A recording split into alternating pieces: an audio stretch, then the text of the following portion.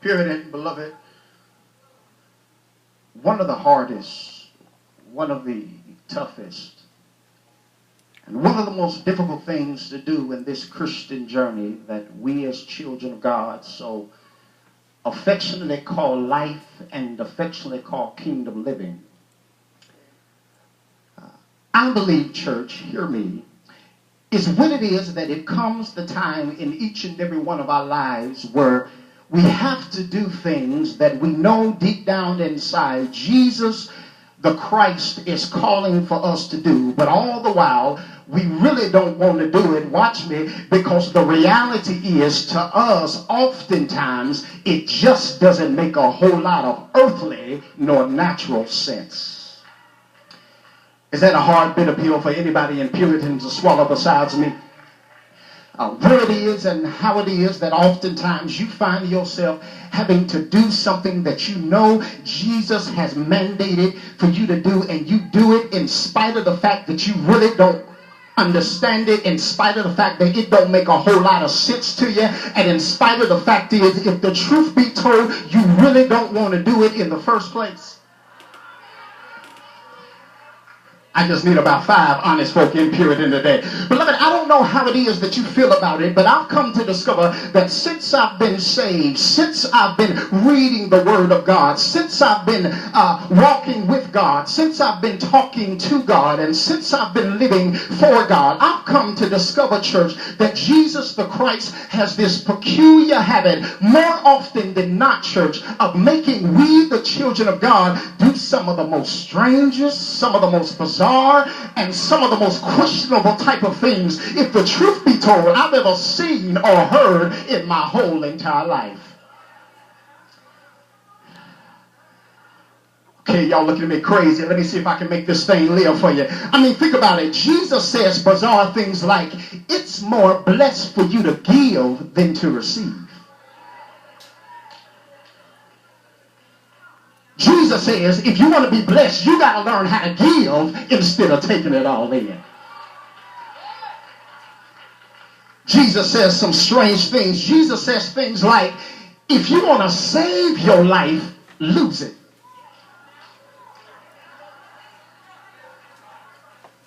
And then he flips the script, Puritan, and says, but the surest way for you to lose your life is for you to take matters into your own hands and for you yourself to try and save it.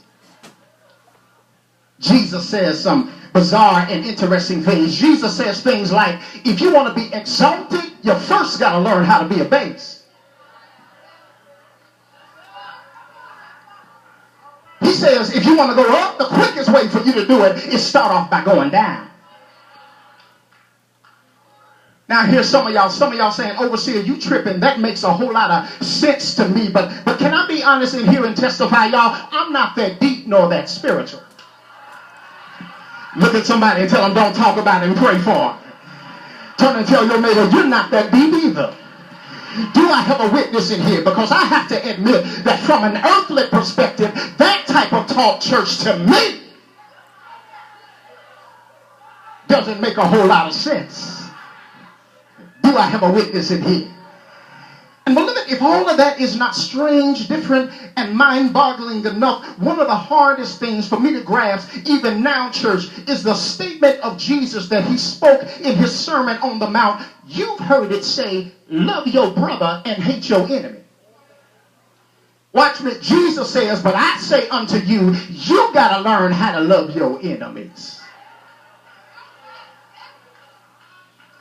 And see, that should have helped somebody, because somebody in here know if you rub the wrong way, baby, you quick to fight. You quick to cut somebody out. But I come on a rainy Sunday morning to tell somebody, Jesus says you got to love folk that don't even like you. Yeah, matter of fact, church, Jesus doesn't stop right there, but Jesus goes even further and says, you got to do good to those who hate you, and you got to pray for folk who spitefully use you, and even go as far as persecute you. Now, once again, for all you deep righteous folk that showed up looking good this morning, God bless you real good. But I think I got at least 75 folk in Puritan, and I'll make 76 that can testify. You know what? The truth is, sometimes what Jesus says and sometimes what he requires of me, I really don't want to do it, because the reality is it doesn't make any earthly sense.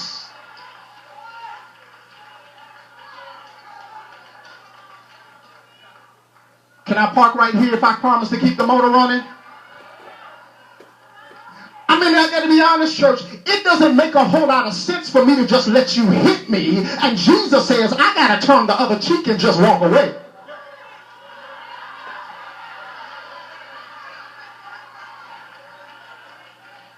Come on, y'all, talk back to me if you can. It's hard for me to just let you cuss me up one side and down the other. And Jesus says, I got to respond by smiling and saying, God bless you.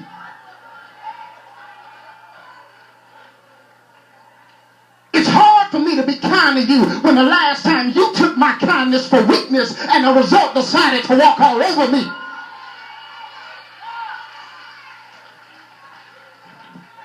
It's crazy for me to give you my last dime when the reality is, you know, you didn't pay me back the $20 I gave you the last time. I wish I had a little help in here. It's hard for me to pray for you when you done scandalized my name, put my business all out in the middle of the street. It's crazy for me to love you. Watch me, when you done lied on me, did everything to try and destroy me. I mean, you talked about what I don't have. You talked about what I shouldn't have. You talked about what I used to do. Come on, y'all, talk back to me. In here, you talked about my mama. You talked about my daddy. You even brought my kids into the situation. I mean, I ain't said nothing to you. I ain't said nothing about you. Truth be told, baby, I don't even know you.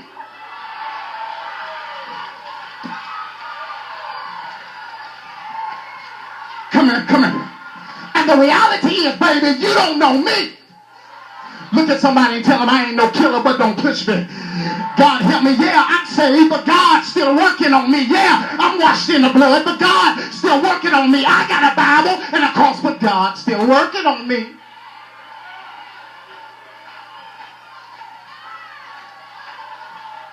Just look at somebody and tell them, I'm a work in progress, baby. Don't you push me, because I'm close to the edge. I'm about to lose my head. I'm a work in progress.